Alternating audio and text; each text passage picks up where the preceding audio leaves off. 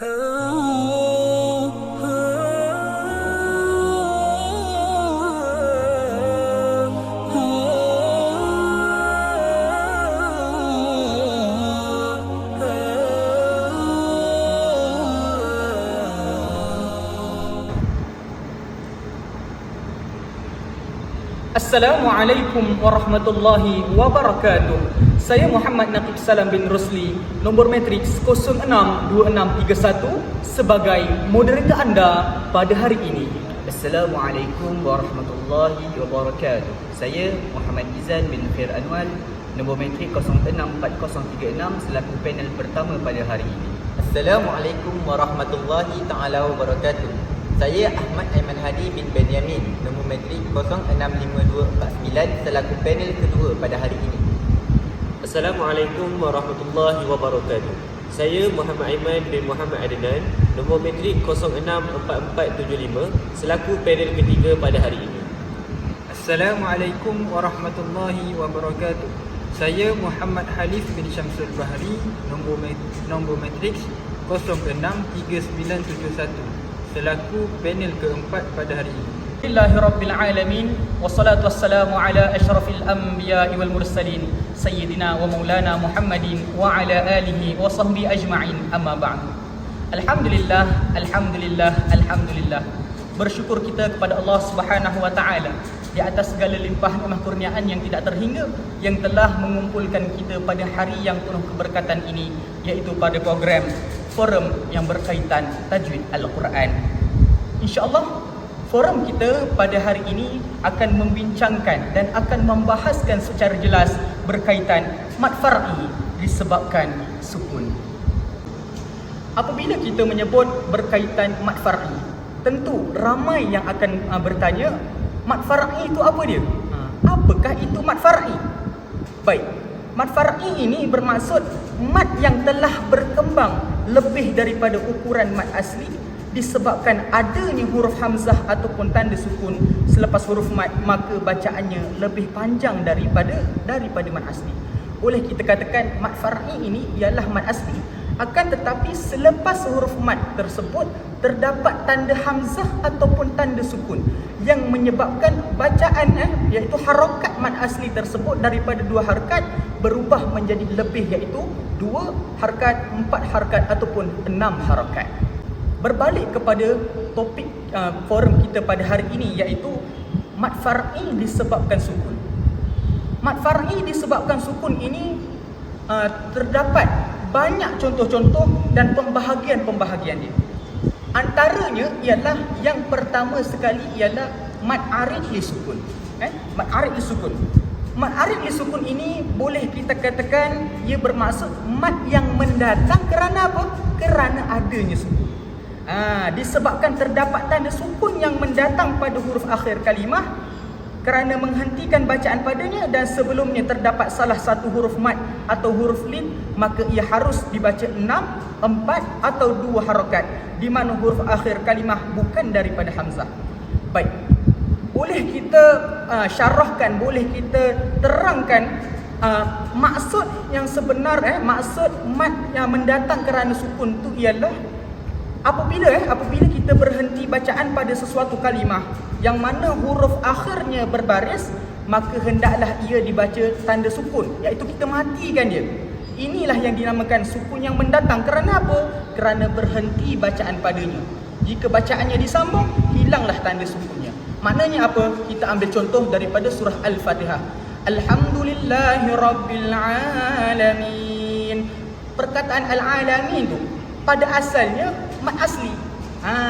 Dikatakan sebagai sukun yang mendatang kerana apa? Apabila kita wakafkan dia, maka ia menjadi mad arid sukun, dan kita hendaklah panjangkan dia 2, 4 ataupun 6 harakat. Tapi kalau kita sambung al-alamin ar-rahman, dia tetap menjadi mad asli. Itulah yang dinamakan sebagai mad arid li sukun. Contohnya bacaan harakat dia adalah 2, 4 ataupun 6 harakat. Al-alamin, alhamdulillahi rabbil alamin, alhamdulillahi rabbil alamin. Itu itulah dinamakan mad arif sukun. Baik, pembahagian mad far'i disebabkan sukun ada banyak, bukanlah sekadar mad arif sukun saja.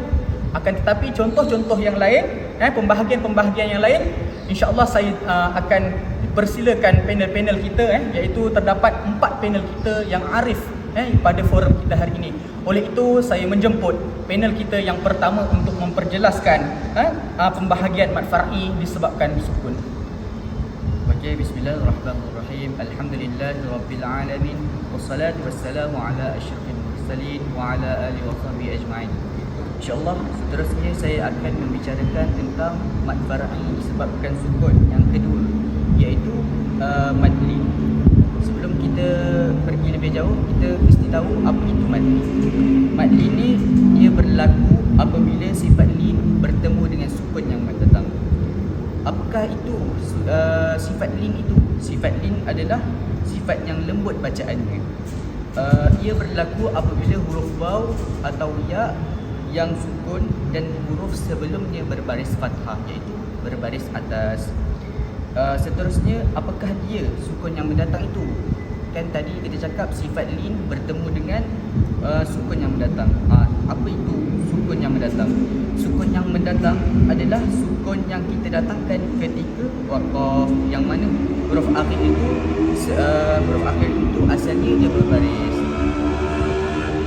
Huruf mad ini hanya berlaku ketika waqaf saja, dia tak boleh berlaku ketika wasal. Kita tengok contohnya yang jelas yang banyak dalam surah Al-Quraisy. Bismillahirrahmanirrahim. Li'ilafi Quraisy. Huruf ya kat situ adalah huruf mad yang sukun dan huruf sebelumnya adalah berbaris fathah. Quraisy tersebut berbaris fathah. Quraisy. Seterusnya kita akan tengok pada cara bacaan dan harakat mad lin. Mad lin dibaca dengan cara lembut dengan kadar 2 ataupun 4 ataupun 6 harakat. Li'ila fi Quraisy. Allah Ta'ala a'lam. InsyaAllah seterusnya saya akan kembalikan kepada moderator kita, insyaAllah Ta'ala. Alhamdulillah. Terima kasih kepada saudara panel kita yang pertama di atas penjelasan, pembahasan yang sangat jelas sebentar tadi. InsyaAllah saya teruskan, saya serahkan forum kita pada hari ini kepada panel kita yang kedua. InsyaAllah segala hormat yang dipersilakan. Terima kasih kepada moderator. Seterusnya saya akan menyambung mad far'i disebabkan sukun yang ketiga, iaitu mad lazim kalim musaqal. Mad lazim kalim musaqal ini terjadi apabila mad yang berlaku, huruf mad yang bertemu dengan sukun asli dalam satu perkataan dan disertai dengan idgham. Kadar panjang harakat mad lazim kalim musaqal ini ialah dibaca sebanyak 6 harakat, iaitu sama dengan bilangan harakat mad lazim yang lain, iaitu 6 harakat. Ini adalah tanda-tanda mad lazim kalim musaqal. Mad ini dapat dikenal dengan melihat huruf mad yang diikuti dengan tanda sabtu selepasnya. Contohnya ialah waladdallin. Itu sahaja penerangan tentang mad lazim kalim musaqal. Seterusnya saya kembalikan kepada moderator kita pada hari ini. Alhamdulillah. Terima kasih saya ucapkan kepada panel kedua di atas pembahasan penerangan yang begitu jelas sebentar tadi. InsyaAllah seterusnya kita jemput panel kita yang ketiga bagi menerangkan tajuk kita pada hari ini yang seterusnya, insyaAllah.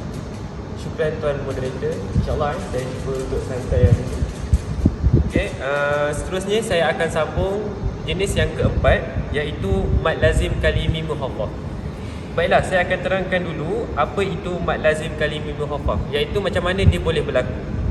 Okey, mad lazim ni dia boleh berlaku apabila huruf mad bertemu dengan sukun asli dalam satu kalimah tanpa idgham. Okey, kat sini saya gunakan perkataan sukun asli. Sukun asli ni bermaksud sukun yang memang terdapat pada perkataan tersebut, bukannya disebabkan waqaf.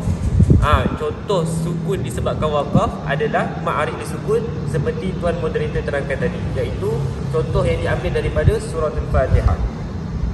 Jadi cara untuk kita kenali mad lazim kalimi muhaffaf ni adalah dengan melihat pada huruf mat, iaitu huruf mat alif, waw ataupun ya yang terdapat pada atas huruf mat tersebut baris panjang, tanda panjang yang melingkar tu, dan dia bertemu dengan huruf yang sukun dalam satu kalimah. Jadi kat sini muhaffaf yang digunakan dalam mat lazim ni membawa maksud dari segi istilah bahasanya kita panggil ringan. Tapi dalam segi ilmu tajwid, muhaffaf ni bermaksud tanpa idgham, iaitu dibaca dengan tanpa dengung. Okey, kita pergi kepada contoh mat lazim kalimi muhaffaf, iaitu pada ayat yang akan saya bacakan. A'udzubillahi minasyaitonirrajim.